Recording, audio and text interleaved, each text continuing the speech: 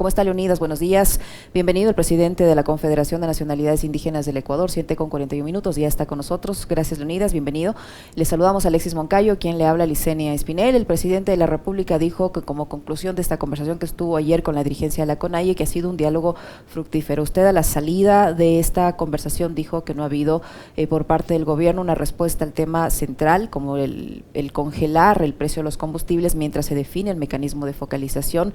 No hubo respuesta al extractivismo minero y petrolero, dijo uno de los representantes también de una de las filiales de la CONAIE, y otro, el señor de Lecornari, dijo pues que se van a sentar a conversar entre ustedes y con sus bases y definir qué se puede hacer de aquí en adelante.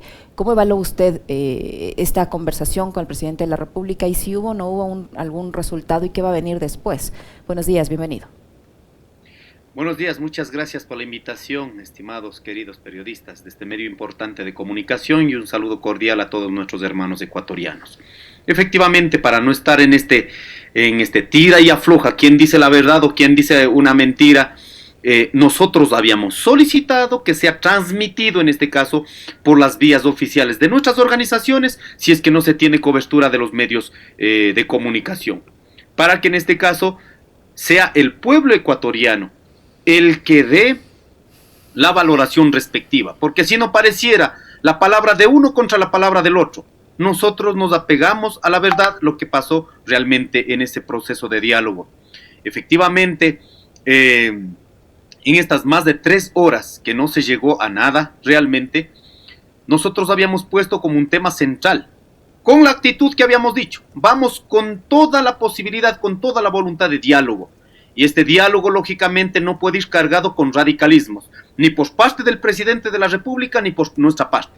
Nuestro mandato, en este caso, fue solicitar que sea derogado los 3 decretos que permiten el incremento gradual de los combustibles, a la cual, a la finalizar, cuando el presidente de la República la primera vez escuchó, dijo que no es posible. Nosotros habíamos dicho entonces, hay que congelar en el precio del 11 de junio. ¿Cuánto es? $1.52 de diésel y $1.10 en este caso de la gasolina. Tampoco. Y nosotros habíamos dicho finalmente, presidente de la República, congele en los precios que están en este momento y convoque de manera urgente a todos los sectores para pasar de una política general de subsidios a una política focalizada de subsidios. Entonces tendremos que ver qué con el transporte público, qué con el transporte pesado, qué con el taxista, qué con las maquinarias para el sector agrícola, qué con las motos, que muchas veces se están utilizando para diferentes actividades. Sin embargo, no ha habido en este punto para demostrar al país que nosotros no hemos cerrado en un radicalismo, sino el presidente de la República cerró en el radicalismo con el único afán de garantizar el acuerdo con el Fondo Monetario Internacional. Esa es la verdad, la que pasó en el tema de bancos, sistema financiero. Salió a decir que vamos a empezar desde enero los créditos, que está muy bien, hay que saludar y hay que avanzar, pero ese no fue el tema. El tema fue, hay 4 millones de ecuatorianos que tenemos una dependencia del sistema financiero, público, privado y cooperativas de ahorro y crédito, que ahí habíamos exigido que por lo menos tengamos un año de moratoria para que la gente pueda recuperar de su tema económico y pueda seguir pagando. Incluso habíamos solicitado auditoría de algunos créditos que solo en gastos judiciales y en intereses de mora a veces llega el mismo valor del que está deudando el compañero o compañera dependiente de un crédito. No tenemos nada. En el tema minero habíamos recordado, el mismo presidente de la República en este caso se comprometió en tiempo de campaña, donde dijo, no vamos a hacer minería en zonas frágiles, no vamos a hacer minería en zonas de recarga hídrica, no vamos a hacer minería en territorios indígenas, la cual habíamos hecho simplemente un acuerdo.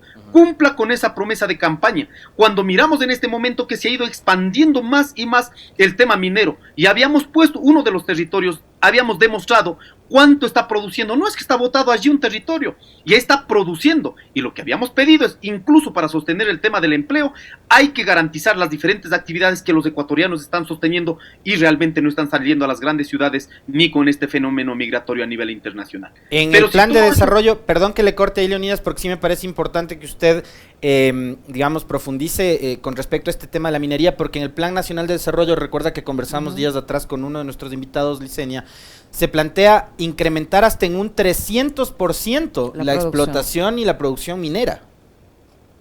si efectivamente ese es un tema de asustar. Es un tema, lo que está haciendo el presidente de la República no es privilegiando la política, como él ha dicho, la política de transición ecológica. No, lo que está es profundizando y volviendo mucho más dependiente. Y con eso lo que está haciendo es declarando la guerra a los territorios indígenas, campesinos, que no estamos dispuestos a transitar por el tema minero. Habíamos demostrado. Solo miremos en el tema del INTAC, en la parroquia Cuellaje. 18.000 hectáreas de su parroquia está, en este caso, comprometido para la minería. Pero había dicho, señor presidente de la República, de este territorio está saliendo 5.000 cajas de granadilla todas las semanas. Multipliquemos por el mes y por el año. De este territorio está saliendo 2.000 cajas de naranjilla, de granadilla y naranjilla, en este caso, multipliquemos por el mes y por el año. De este territorio está saliendo 400 cabezas de ganado que sirve para la alimentación de los ecuatorianos, multiplique por el mes y por el año. De este territorio sale 12.000 quintales de frijoles, multiplique en el año. Allí, haciendo un promedio de ingresos, está produciendo este territorio más de 4,5 millones. Y dividamos para las 2.000 familias que viven en este territorio, realmente ya están sosteniendo. Lo que tenemos que hacer es fortalecer esta capacidad productiva que está teniendo. Pero si viene la minería, ¿qué va a pasar? Seguramente tendrán, pongámosle en el mejor de los casos, porque la minería viene con mano de obra calificada. Solo utilizan de pronto alguna dependencia, una carrera, una volqueta, ya en el territorio. Pongamos que pongan 500 para 500 manos de obra. ¿Y el resto de familias qué van a hacer? Cuando en este momento está garantizado la actividad económica a partir de la agricultura, de la ganadería, y si ahí impulsamos el tema del turismo, podría connotar otra forma de hacer economía. Pero en este momento el presidente de la República ha decidido triplicar la producción minera, a la cual va a terminar con las zonas de producción hídrica, con las zonas ecológicas, y va a terminar con la dependencia de lo que ya estamos haciendo los ecuatorianos, Leonidas, la agricultura, la ganadería. Leonidas, a ver, yo quiero partir de un hecho. Yo mencionaba esto en el comentario, parte de las declaraciones del presidente Lasso dice que él no puede revisar el tema del congelamiento de los precios de los combustibles por el futuro del país, pero también por lo que podrían pensar los aliados internacionales, estrictamente el Fondo Monetario Internacional. Quisiera un comentario suyo sobre eso, es decir, el presidente está pensando más en mantener las buenas relaciones con los multilaterales para renegociar deuda y para garantizar el pago de deuda que cubrir las necesidades y la deuda social que tiene con el país, primero. Y segundo, las decisiones adoptadas por la CONAIE son 3, inmediatamente después de su salida de Carondelet: convocar a un consejo ampliado y asamblea extraordinaria. ¿Qué puede resultar de aquello? Fortalecer acciones efectivas por la unidad y activar el derecho a la resistencia ante la negativa del gobierno. Quisiera que por favor desmenuce esa postura de la CONAIE y también, digamos, su reflexión con respecto de la tosudez del presidente. Si el presidente de la República lo dijo sin pelos en la lengua, llamémosle así, ¿no?, que su mayor preocupación es la relación con el Fondo Monetario Internacional. El Estado ecuatoriano está obligado, en este caso por la necesidad y por la urgencia económica, depender de esta multilateral. Efectivamente, si hay un apoyo económico, que es un crédito, no es que nos están regalando, no puede haber una condición política hacia adentro, porque tenemos soberanía los ecuatorianos. Deberíamos tener dignidad para que en este caso, entendiendo que necesitamos apoyos de los multilaterales, pero la decisión política final aquí adentro del país tenemos que tener los ecuatorianos. Por ello, él manifestó de manera directa que estén con las esperanzas de estos 4.500 millones de dólares. Lógicamente, para que esto suceda, debe demostrar a nivel internacional el riesgo país. Y el riesgo país, lógicamente, va a ser esta fluctuante, ¿no es cierto?, en materia económica, la que va a permitir garantizar este acuerdo con el Fondo Monetario Internacional. Nosotros hemos dicho sí, efectivamente. Esta es la pregunta que no me respondió el presidente de la República. 2019 se decía que el Estado ecuatoriano ahorraría esos 1.400 millones de dólares en el momento que se incremente el precio de los combustibles. Al día de hoy, cuando en 2019 la gasolina llegó a tener $2.20, al día de hoy está $2.39, $2.40. O sea, hay 20 centavos más que recaudó el Estado, el gobierno en estos últimos meses. Aproximadamente hay una recaudación de 2.000 millones de dólares. Ese ahorro, ¿a dónde fue a parar? ¿Por qué lo preguntamos esto? Porque en el presupuesto general del país sigue constando 1.900 millones de dólares en el presupuesto general del Estado. Entonces, ¿dónde está el ahorro de 2.000 millones de dólares? ¿O no será que uno de los decretos permitió trasladar, en este caso, para la importación de combustibles ya no hace la gran empresa pública, sino se delega a la empresa privada? ¿No será que se está beneficiando, en este caso, a los grandes grupos económicos que en este caso van a dedicar a la importación de los combustibles? La pregunta que no ha sido respondida. Pero entonces el resto del pueblo tiene que morirse de hambre, no puede acceder a los alimentos, pero aquí privilegiamos a la empresa, a la gran empresa, grande, sobre todo a los grandes grupos económicos. Allí creemos que no hay justicia social. Por ello, nosotros ratificamos, no hemos vuelto a cero, de pronto para que nos tachen de radicalistas, sino hemos dicho, congele y convoque para poder pasar de una política general de subsidios a una política focalizada de subsidios, porque es como poner a un enfermito en este momento. Estamos casi un enfermo que está de pronto ya perdiendo la vida. Resulta que queremos pasar a una modalidad, pero para pasar a esa modalidad he quitado todo, quito el oxígeno, quito todo. ¿Y cómo va a soportar? Para poder pasar a ese otro lado hay que garantizar por lo menos oxígeno, hay que garantizar por lo menos un medicamento. Eso es lo que estamos exigiendo al presidente de la República para que podamos salvaguardar las economías de todos. Ahora, sobre los 3 puntos que ayer ya hemos definido. Primero, se convoca al Consejo Ampliado, donde participan todas las filiales de las estructuras organizativas dependientes de la CONAIE. Esto en los próximos 8 días. Segundo, hemos declarado, en este caso, volver a convocar a esta gran unidad que el gobierno nacional va a pretender seguir manteniendo como divididos. Esta unidad, donde está la FEINE, la FENOCIN, el Frente Unitario, el Frente de los Trabajadores, el colectivo antiminero, la CONAIE, y como parte del gran Parlamento de los Pueblos, que hay muchas hermanas organizaciones, pero también intelectuales, académicos, que participan del Parlamento de los Pueblos. Eso se vuelve a poner con mayor fuerza. Y tercero, lógicamente, hemos dicho, vamos a pasar de este proceso del diálogo que hemos estado insistiendo, y esperábamos realmente, con toda la sinceridad, esperábamos que el presidente de la República pueda decir, el diálogo tiene resultados. No, aquí se utilizó el diálogo únicamente para disuadir, por lo cual activamos el derecho a la resistencia como corresponde de acuerdo a la Constitución de la República. ¿Qué significa si activamos el derecho a la resistencia de acuerdo a lo que dice la ley, Leonidas? ¿Cómo se debe interpretar? Porque ya hay sectores que están diciendo que va a volver un octubre violento, que están acostumbrados solo a responder de esa manera, por un lado. Por otro, el presidente dice que en lo que no existen coincidencias con ustedes, el diálogo debe continuar en mesas temáticas. ¿Qué mesas temáticas se van a organizar? ¿Ya llegaron a un acuerdo sobre esas mesas temáticas? ¿Sobre qué áreas se va a analizar en estas mesas temáticas? ¿Y qué futuro tienen esas mesas temáticas si en esta conversación cara a cara con el presidente no hubo ningún resultado? Nosotros lo hemos dicho de manera frontal y de frente al presidente de la República. Si no se garantiza por lo menos el tema de subsidios, las mesas de diálogo únicamente sirven para pasar poniendo cuento, como lo que pasó con el expresidente de la República, Lenín Moreno. 2 años de diálogo en las mesas técnicas, no pasó absolutamente nada, acabó en el levantamiento de octubre. En consecuencia, nosotros hemos dicho clarito, si no hay voluntad de por lo menos congelar el tema de los combustibles en este momento que está sufriendo la ciudadanía, sería un acto de traición que nosotros establezcamos como que no ha pasado nada en mesas técnicas. Eso no está definido, ese es un punto que llevaremos a la Asamblea y lógicamente de vuelta al gobierno nacional. ¿Cuándo, Leonidas? ¿Cuándo será? ¿Cuándo cree usted o prevé que podría darse esta Asamblea de la CONAIE?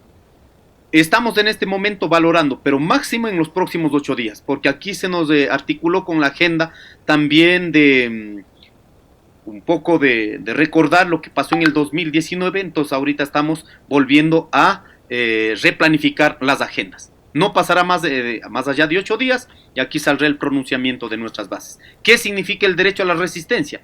Simplemente por la vía legal, sea por movilización, en este caso como una acción social, y por la vía también legal, en este caso poner algún recurso dentro de la Constitución, dentro de la misma Asamblea, cuestiones que permita realmente evidenciar. Demostramos al país hemos ido hasta la saciedad a demostrar con datos por qué era importante el tema de los combustibles. Sin embargo, si salimos a decir luego que no ha habido argumentos para poder debatir, realmente estamos cayendo lo más bajo en una política que genera especulación en sus decisiones.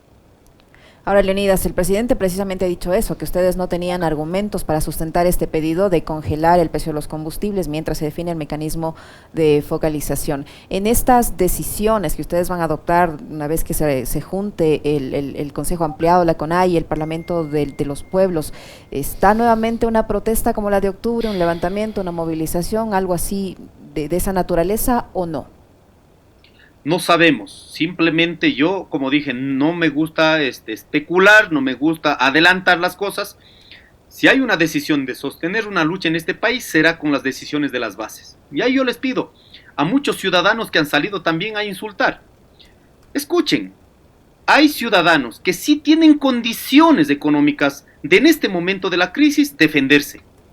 Pero existimos un colectivo, la mayoría de los ecuatorianos que no pueden acceder ni siquiera a un empleo y resulta que estamos obligados a comprar, en este caso, productos con precios incrementados. Debemos tener la sensibilidad de por lo menos sostener la comida en este momento de la crisis económica. Es así que, en lugar de estar insultando entre ecuatorianos, más bien, las propuestas que han sido planteadas al gobierno nacional y a los ecuatorianos, hagamos que eso realmente pueda ser un consenso nacional y vamos planificando el tema económico, porque ya creo que es basta. No puede ser que cada gobierno de turno viene con una lógica económica y siempre los que hemos sido perjudicados hemos sido las clases populares de bajos recursos económicos en este país. Yo quisiera pedirle, Leonidas, su opinión, digamos, más allá de lo que hemos conversado con respecto de lo que fue el resultado del diálogo, entre comillas, con el gobierno y el presidente Lasso mantenido el día de ayer, su opinión con respecto de temas que son absolutamente coyunturales y obviamente su voz es muy escuchada no únicamente en su entorno, en sus comunidades, en lo que tiene que ver con respecto al el conglomerado que representa la CONAIE, sino en general en el país entero, ¿no? Su opinión es la de un líder ya no solo del movimiento indígena, sino un líder social que ha cobrado mucha relevancia en los últimos años. Y en estos días en Ecuador han pasado cosas que quizás hubo sectores que esperaban un pronunciamiento con más contundencia de parte suya y de parte de la CONAIE.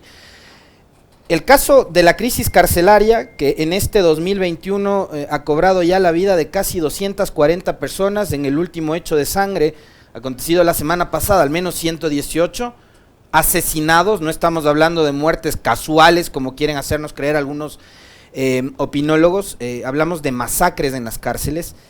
Saber su opinión con respecto de esto y la impavidez con la que han actuado las autoridades nacionales y también saber cuál es su postura y la de la CONAIE con respecto de este escándalo mundial de los Pandora Papers, en donde estaría involucrado también el presidente Lasso por inversiones que ha tenido durante largo rato en paraísos fiscales. Sobre el primero, la crisis carcelaria, claro que hemos hecho vocería, esperaría que remita al comunicado oficial de la CONAIE, qué pensamos sobre la crisis carcelaria. Lo que no vamos a hacer, estimados medios de periodistas de los medios de comunicación y estimados conciudadanos, en este caso posesionar únicamente como un escándalo para aprovecharse de sí mismo. Me parece, es absolutamente urgente pensar y repensar el sistema carcelario. Uno primero, cuando miró todo el degollamiento, todo el asesinato que se dieron, uno preguntó primero, realmente, ¿qué hicimos en los últimos 20, 30 años para tener el tipo de sociedad que están en este momento guardados en las cárceles? Uno preguntó, ¿realmente una madre de familia estaba esperanzados en tener un hijo para que acabe en esos niveles? ¿O realmente estábamos pensando en qué momento realmente acabó esos pobres seres humanos que ya no tenían condición, ni siquiera la conciencia de seres humanos, para que acaben más allá que los animales? Ni siquiera los animales acabarían así. Y yo creo que es importante, no es un problema únicamente carcelario, es un problema estructural de la sociedad. Mientras pocos tienen tantos millones de dólares, la mayoría de familias no tienen ni siquiera para comer. Hemos conversado aquí, vamos a ver en el suburbio de Guayaquil qué pasa, qué está pasando en las grandes ciudades.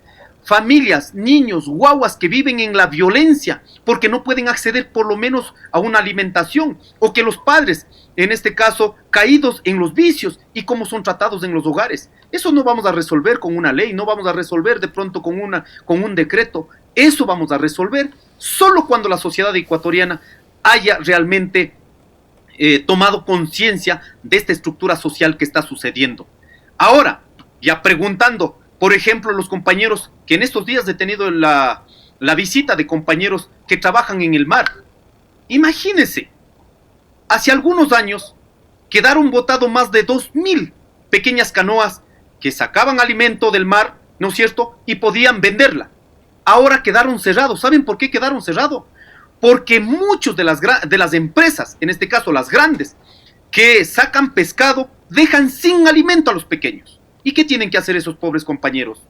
Muchos que tienen que, mejor dicho, la mayoría que tienen que defender a los niños, dar de comer en sus hogares, a falta de ese trabajo, lógicamente han tenido que involucrar en procesos de droga. Dicen un viaje, se van a México, se van a Estados Unidos, 30.000 dólares han manifestado. ¿Pero qué está pasando? No regresan. Cientos de hermanos ecuatorianos en las cárceles, no porque han sido narcotraficantes, sino porque están en la necesidad, porque han quedado sin trabajo. Y si eso criminalizamos, lógicamente lo único que estamos haciendo es garantizando un cuartel, en este caso de pandilla, para que continúen en esos procesos. Muchas de las gentes que están involucrados a contrabando no es por lo que lo quieren, sino porque no tienen trabajo, no tienen espacios donde poder desarrollarla. En ese sentido, el primer punto en este caso, nosotros lo ponemos como una preocupación de absoluta responsabilidad ecuatoriana, como un problema estructural. No vamos a resolver metiendo más a las cárceles, sino realmente generando condiciones que los seres humanos podamos ser seres humanos. En este punto me parece importante 3 cosas hacer. Uno, creo que es absolutamente claro, está estabilizado en este país los grupos que controlan las cárceles. ¿Cómo puede ser que no se pueda hacer una planificación de las cárceles? ¿Cómo podemos tener, en este caso en la misma cárcel, sin tener en cuenta muchos de los compañeros que están en las cárceles, hermanos ecuatorianos, que no son sentenciados por asesinato, no son sentenciados por otras cosas más graves? Por ejemplo, los muertos que están allí, hemos revisado, más de 17 compañeros que eran por no poder pagar pensiones, 23 choferes en este caso, que eran por sanciones, pero sin embargo acabaron en las mismas condiciones que un delincuente mucho más jodido en este país. Por ello, la primera tarea, por lo menos debe haber una clasificación de las penas que están en las cárceles. Segundo, no es cuestión de que venga alguien, porque yo soy más o menos como Rambo y voy a poner orden en las cárceles, como hemos visto a las autoridades. No, aquí no funciona, en este caso, actitudes de Rambos o lo que fuere. Aquí necesitamos actitudes que realmente permita planificar la cárcel. Debe haber una correspondencia en los territorios. Y tercero, nosotros creemos con absoluta responsabilidad, hay muchos hermanos ciudadanos en esas cárceles que están con causa no justificada. Por ello hemos dicho, el tema de que se tiene que dar indulto. Vea, solo pongo este dato con compañeros que están en la cárcel de Morona, Santiago. Casi el 90% son hermanos indígenas que podrían ser tratados dentro de la justicia indígena y rehabilitados dentro de la justicia indígena. Pero no, como aquí hay jueces solo únicamente pensando desde el derecho positivo, desde un colonialismo, lógicamente a los indígenas como un tema de venganza, incluso estamos mandando a las cárceles. Cuando hay una determinación a nivel internacional que los pueblos indígenas pueden tener derecho, en este caso, a no ir a la cárcel, sino poder remitir a otros recursos. Leonidas, sobre el otro tema, Leonidas, el tema Pandora Papers, tomando en cuenta una cosa, ayer Pablo Dávalos en este espacio dijo que esto podría ser causal de juicio político, eso me olvidé de mencionarle ayer, que esto podría ser causal de juicio político en contra del presidente Lasso. Y ustedes tienen un numeroso grupo de asambleístas en el Parlamento. Y ahí yo le quisiera solo aumentar algo más, Leonidas, a la pregunta que le hacía Alexis. ¿Le convenció o no le convenció a usted la explicación que dio ayer en un mensaje televisivo el presidente de la República? Para nada, yo creo que está consciente el presidente de la República, solo él se remite al tema legal. Entonces hay que preguntar, ¿qué pasó con la consulta que seguramente él también impulsó? Cuando se dijo, ninguna de las autoridades que pretendan, o mejor dicho, ninguno de los ciudadanos que pretendan ser autoridades del Estado deben tener dependencia de los paraísos fiscales. Eso está absolutamente claro. No la dijimos nosotros, no la dijo el presidente de la República nomás ahora, sino el pueblo ecuatoriano a la cual ellos mismos impulsaron esta consulta. Simplemente está diciendo hemos justificado legalmente. Ahora la pregunta es, ¿dónde dejó los recursos económicos en el momento que se deshizo de ese, en este caso, de esas iniciativas que estaban dentro de este paraísos fiscales? ¿Dónde fue? Porque aquí pareciera que da a entender que el patrimonio sí tengo, pero no como negocio. Eso tiene que investigar a profundidad en el tema de la fiscalía, pero también para un posible juicio político. Porque aquí, si decimos una cosa, la sostenemos con la verdad.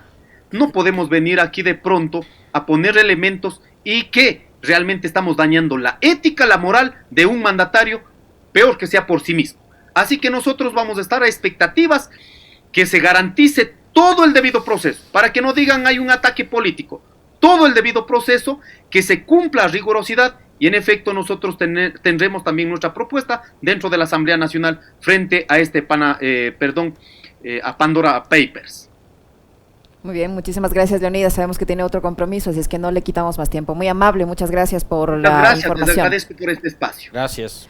8:07, interesante, Alexis. En 8:07, una pausita, ¿no? Me queda muy clara la postura de Isa y de la CONAIE con respecto de los Pandora Papers. Dijo que van a esperar el debido proceso y que desde la Asamblea su bloque tomará las resoluciones, pero dice que no le convence la explicación que ha dado el presidente de la República, que debe profundizar en el sentido de que si se deshizo de esas inversiones, ¿dónde las dejó? Porque lo lógico sería que esos dineros se haya sido invertido en el Ecuador, no tanto que cree en el país que gobierna. A mí tampoco me convence a ratos la tibieza. Muy bien, ustedes también tienen, amigos, ahí la posibilidad de analizar y sacar sus conclusiones, ¿no es cierto? Para eso estamos. 8:08.